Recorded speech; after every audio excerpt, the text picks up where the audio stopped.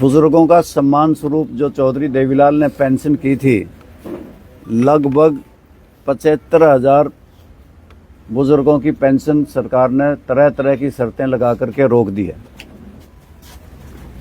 और ये सम्मान स्वरूप पेंशन जो चौधरी देवीलाल ने की थी, तब किसी प्रकार की कोई शर्त नहीं लगाई गई थी। उसके बाद चाहे कांग्रेस पार्टी की सरकार आई, उसने भी कोशिश करी कि कुछ शर्तें लगा करके पेंशन काट दी जाए, परंतु इंडियन नेशनल लोकदल ने उस वक्त में भी सीना सफर होकर लड़ाई लड़ी थी। और आज भारतीय जनता पार्टी की सरकार ने भी परिवार पहचान पत्र से इसको जोड़ करके हरियाणा प्रदेश के 75,000 बुजुर्गों की पेंशन काट दी और रोक दी।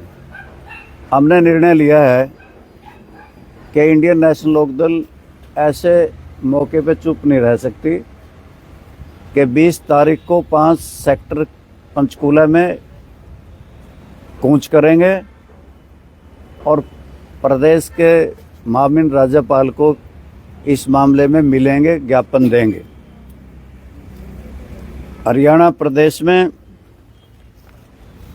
इलेक्शन से पहले सरकार ने पीले कार्ड बनाए थे, 76% जनता को पीले कार्डों में कर दिया। और इलेक्शन जब हो लिया, वोट ले लिए, उसके बाद पीले कार्ड काट दिए गए। और ठीक इसी प्रकार से प्रदेश की जनता के साथ ये भी बहुत बड़ा धोखा हुआ है। आज किसान दुखी है क्योंकि ना स्वामीनाथन आयोग की रिपोर्ट लागू हुई, ना ही एमएसपी मिला और न ही आमदनी दुगनी हुई। एमएसपी के नाम पे किसानों को लूटा गया, जी बाजरे को लूटा गया, उसी प्रकार से जीरी को भी लूटा हुआ गया। केंद्र सरकार ने पिछले दिनों पंजाब सरकार की जीरी खरीद की जांच के आदेश दिए और ये कहा कि 10,000 करोड़ का इसी प्रकार से पंजाब में भी जीरी खरीद का घोटाला हुआ है, धान घोटाला हुआ है। परंतु हरियाणा प्रदेश की सरकार के ऊपर किसी प्रकार की जांच नहीं बिठाई, जबकि हरियाणा प्रदेश में 5,000 करोड़ का घोटाला, धान घोटाला हुआ है, जिसमें बहुत से अधिकारी, सेलर वाले, आड़ती संलिप्त हैं और जिसकी परतें करनाल से खुल भी रही हैं। इसी प्रकार से यहाँ के नौजवान दुखी हैं क्योंकि बेरोजगारी किस प्रकार से काटे जा रही है। बेरोजगारी में हरियाणा प्रदेश नंबर 1 पे है और हरियाणा प्रदेश के बेरोजगार नौजवान दूसरे देशों में जा रहे हैं। वहाँ से उनकी किस प्रकार से हाथों में हथकड़ियाँ, पैरों में बेड़ियाँ पहन करके डिपोर्ट होकर के अमेरिका से आ रहे हैं। आज आपके बीच में ही है, सिसला गांव का अभी एक नौजवान स्पेन से आया है, इतने दिन के बाद उसकी शव आया। और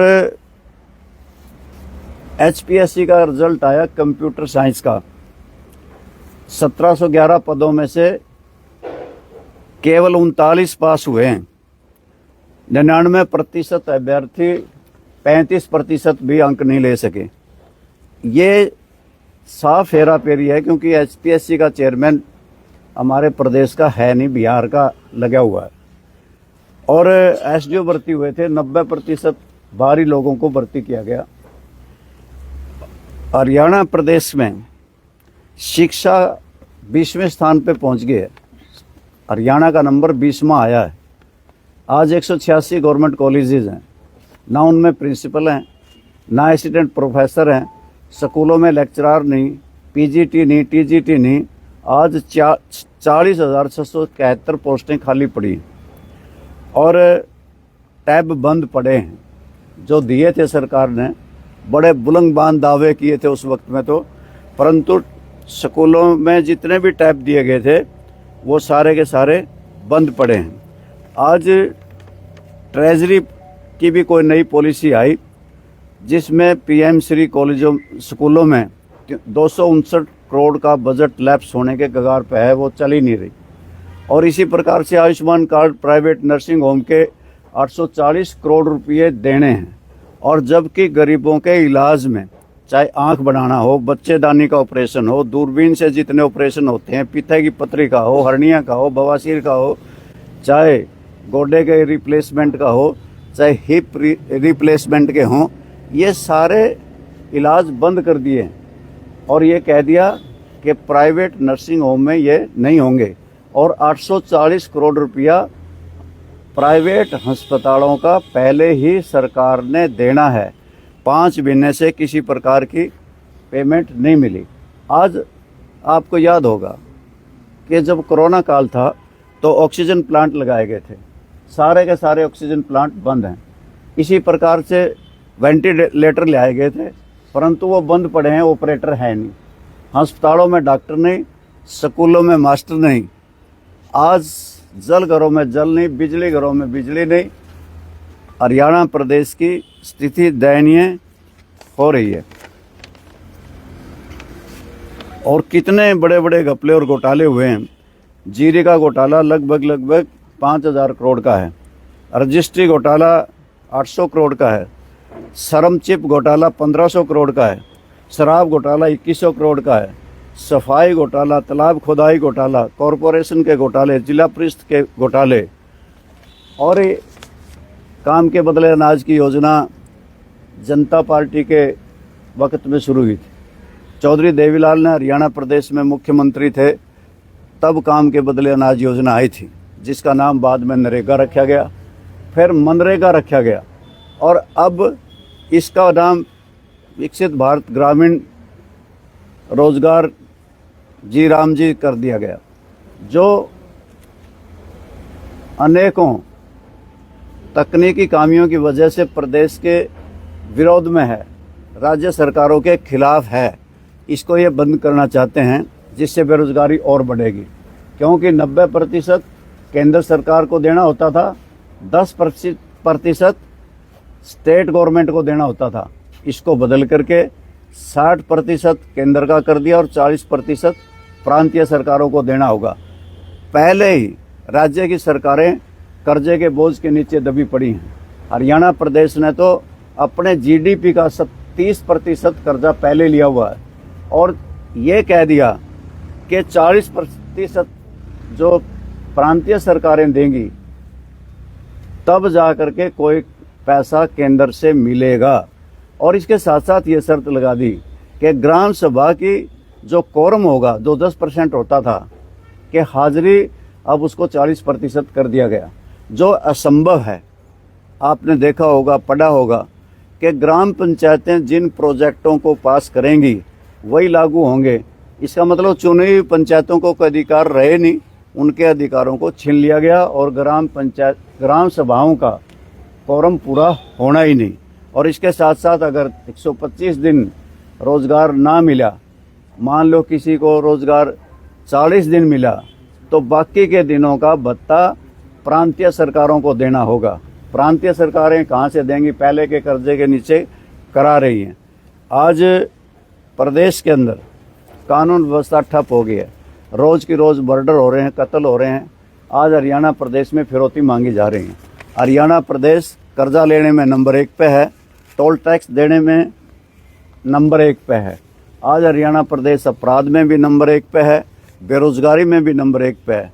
आज हरियाणा प्रदेश से लिया तो जाता है, परंतु केंद्र की तरफ से दिया नहीं जा रहा। इसलिए हरियाणा प्रदेश में विकास की गति रुकी पड़ी है। आज सड़कों की हालत दयनीय है। आप जिस भी सड़क पे से जाओगे, आपको जो ग्रामीण सड़कें हैं, ग्राम पंचायत मार्ग हैं, वो सब टूटे फूटे मिलेंगे। धरने और प्रदर्शन हो रहे होंगे। आप को अगर कैथल से चीका जाना पड़ जाए, उस पे 3 साल पहले वो सड़क बनी थी, अभी उसके अंदर अगर जाओगे तो आपकी गाड़ी रास्ते में हिचकोले खा जाएगी। अभी पिछले दिनों कोल में धरना हो रहा था। आज हरियाणा प्रदेश की सड़कों की हालत भी दयनीय है। मेरा कहने का भाव ये है कि हम इन सारे मुद्दों पे जहाँ विचार करें, वहीं हम बुजुर्गों की इस पेंशन को बहाल कराने के लिए, सम्मान को बहाल कराने के लिए 20 तारीख को ठीक 12 बजे पंचकूला में सेक्टर 5 में इकट्ठे होंगे और हम वहाँ से कूच करेंगे और हरियाणा प्रदेश का हर नर नारी उसमें हिस्सा लेगा। मैं आपसे भी निवेदन करता हूँ कि आप भी हमारे इस प्रदर्शन में हिस्सा लें, क्योंकि बुजुर्गों को पेंशन जो दी गई थी वो चौधरी देवीलाल ने सम्मान स्वरूप दी थी। किसी प्रकार की शर्त नहीं लगाई गई थी, ना कोई इनकम टैक्स पेज की काटी गई थी, ना किसी उद्योगपति की काटी गई थी, ना किसी बड़े किसान की काटी गई थी। सबको जिसकी उम्र 65 वर्ष हो गई सबको पेंशन देने का काम चौधरी देवीलाल ने किया था। और उस वक़्त के 100 रुपये आज के 15,000 के बराबर हैं। इसलिए जो हमारे मुख्यमंत्री जी कह रहे हैं कि अब तो ये 3200 कर दी गई, ये 3200 उस वक़्त के तो 15,000 होनी चाहिए थी। तो आप सब साथी भी वहाँ पे 20 तारीख को पंचकूला पहुँचे। माजरा साहब, सीएम नायब सैनी कह रहे कि किसी की पेंशन नहीं कटी है, मीडिया के सामने बात कही है। आपकी बात भी सही है और उनकी भी सही है। 3 महीने से, किसी की 4 महीने से पेंशन रोकी हुई है। अगर वेबसाइट पे तो देखोगे कि यूं की यूं नज़र आएगी, परंतु पेंशन इसलिए नहीं दे रहे कि उनके मिलान परिवार पहचान पत्र से हो रहे।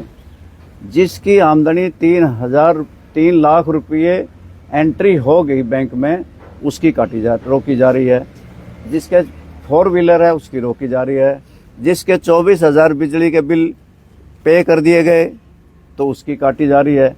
यानी कि अगर नहीं काटी गई तो फिर 4 महीने से उनको लंबित क्यों किया जा रहा है? उनको तुरंत से देनी चाहिए। वो बुजुर्ग हरियाणा प्रदेश के मारे मारे फिरते हैं, दफ्तर भरे मिलते हैं। ऐसा क्यों हो रहा है? आपके अखबारों के माध्यम से मैं आज दैनिक जागरण ने छापा है, इससे पहले भी छपया था, भास्कर ने भी छापा था। तो हमारे यहाँ से 3104 की बंद है, तो वो क्यों है? क्यों नहीं देते? फिर अगर काटी नहीं गई तो दे क्यों नहीं रहे? बजट का इशू बता रहे हैं कि यह 2100 पेंशन बोली लाडो लक्ष्मी के लिए, उसका भी 1000 रुपये कर दिया। उसमें भी जो चुनावी वादा था वो पूरा नहीं किया गया। लाडो लक्ष्मी योजना पे भी तरह तरह की शर्तें लगाई गई। पहले कहा था सभी को देंगे, फिर तरह तरह की शर्तें आय की लगा दी, किसी को कुछ लगा दी। 1,80,000 आमदनी होगी, जिनकी उससे नीचे होगी उसको देंगे। आपके सामने ही है कि 8 लाख महिलाओं को अभी तक दी गई है, जबकि हरियाणा प्रदेश में महिलाएं तो इसके लिए दावेदार कम से कम 40 लाख होंगी। परंतु इसमें तरह तरह की शर्तें लगाना और फिर इसको काट करके कभी 2 महीने में देंगे, कभी 3 महीने में देंगे, कभी कहते हैं जमा हो जाएंगी, इस तरह की बातें करना अपने किए गए वादे से मुकरना है।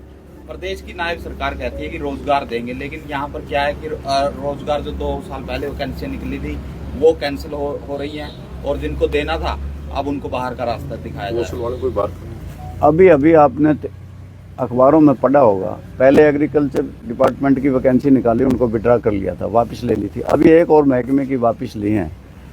ये तो जब अपॉइंटमेंट देनी होती है उससे पहले ही उनको वापस ले लेते हैं और लगाते हैं तो दूसरे प्रदेशों के लगाए जाते हैं, क्योंकि यहाँ HPSC का चेयरमैन हरियाणा प्रदेश की 3 करोड़ जनता में से कोई भी योग्य आदमी नहीं इनको मिला कि इतनी बड़ी पोस्टों का सिलेक्शन करना हो और दूध की रखवाली बिल्ली को बिठा दिया जाए, तो ये कौन सा न्याय है?